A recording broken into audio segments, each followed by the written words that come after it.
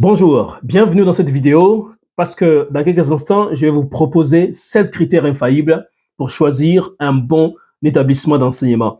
Mon nom est Emmanuel Kambi, je suis conseiller d'orientation, membre de l'Ordre des conseillers et conseillères d'orientation du Québec. Ça fait plusieurs années que j'accompagne des gens comme vous à venir étudier, travailler, vivre au Canada. Pour plus d'informations, visitez www.etudie.ca afin que je puisse effectivement vous accorder gratuitement quasiment 15 minutes afin de me poser toutes les questions par rapport aux études au Canada et obtenir des réponses assez précises. Passons maintenant aux 7 critères. Mais avant que je vous en délivre le tout premier, est-ce possible de vous abonner? Dans les prochains jours, je vais publier des informations très précises et très précieuses qui vont assurément vous aider, vous, à réaliser votre projet d'études au Canada. Est-ce que c'est possible de maintenant de vous abonner? Ça ne vous coûte absolument rien, mais ça nous permet effectivement de mieux aider la plus grande majorité des personnes comme vous.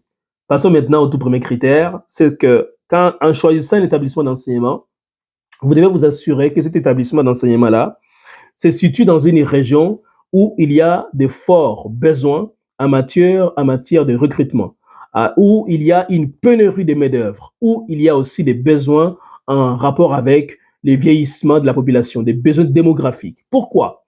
Parce que si vous choisissez un établissement qui est situé dans ce genre de régions-là, vous avez la chance non seulement de trouver un emploi à la fin de votre parcours académique, mais surtout de vous établir dans ce genre de régions où on sait que la qualité de la vie est souvent meilleure dans les régions que dans les grandes villes.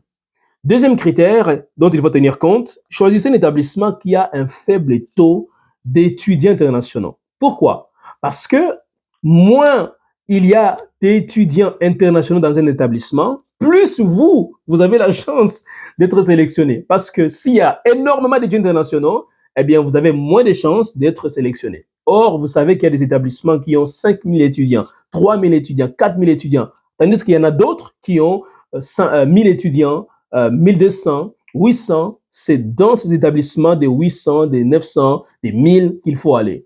Parce que vous avez plus de chances, effectivement, d'être sélectionné dans les cadres du programme d'exemption de droit de scolarité.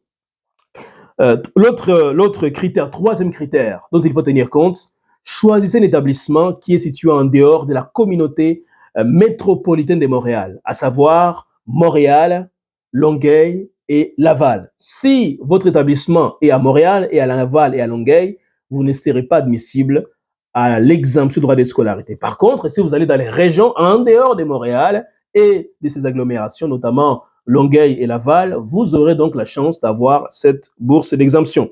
Quatrième critère, choisissez un établissement, s'il vous plaît, ça c'est très important, qui a un bon historique au niveau de la délivrance des permis d'études. Comme vous le savez certainement, malheureusement, il y a des établissements d'enseignement qui affichent un taux de refus de permis d'études extrêmement élevé. Parfois, ça frise même les 90%. Dans des tels établissements, voulais-je dire, vous aurez moins de chances, malheureusement, d'avoir l'exemption. Pourquoi? Parce que la question fondamentale n'est pas seulement d'avoir l'admission, encore faut-il avoir le permis d'études, parce que c'est ces documents-là qui vous permettra de pouvoir arriver au Canada pour fin d'études. Cinquième critère à vous donner, choisissez un établissement qui propose une série de bourses d'études. Vous savez qu'à part la bourse d'exemption de droit de scolarité, il y a aussi des bourses d'excellence, il y a des bourses d'implication, il y a des bourses d'admission et j'en passe.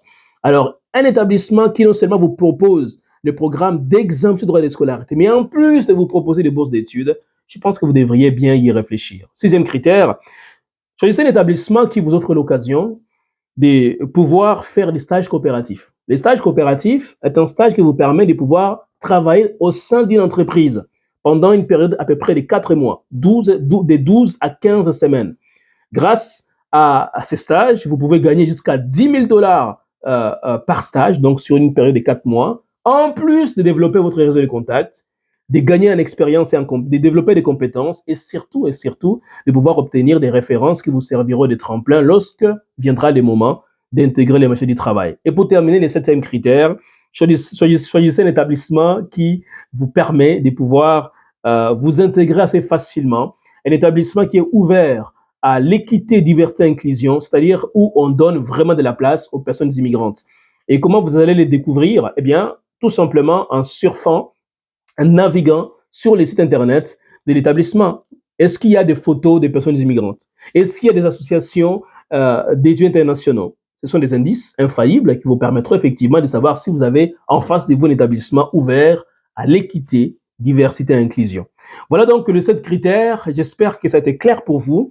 Maintenant, on peut vous accompagner à choisir un bon établissement d'enseignement qui respecte rigoureusement, voulais-je dire, ces 7 critères.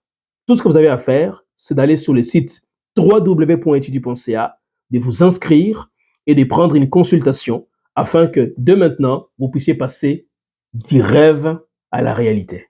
Merci d'avoir été là et à très bientôt.